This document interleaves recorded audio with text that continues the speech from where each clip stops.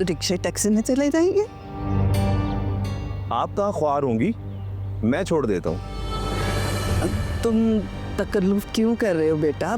अरे अम्मी, इसमें तकल्लुफ की कौन सी बात है? मेरी गाड़ी और अंबर की गाड़ी कोई फर्क थोड़ी है। ठीक है अंबर, तुम जावेद के साथ चली जाओ। लेकिन अम्मी, आपको भी तो साथ जाना था ना, आपने सबसे मिलना है। वो मैं उनसे बाद में मिल लूंगी, कोई बात नहीं। जाओ तुम। अंबर, अगर तुम्हारा कुछ सामान है तो बताओ, मैं उठा लेता हूँ। वो अंदर लाउंज में रखा है।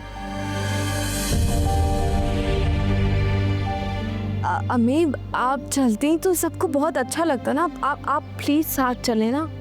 अंबर, जिद नहीं करते, वो तुम्हारे बड़े भाइयों की तरह है। जाओ आराम से उसके साथ। सब अंबर, हाँ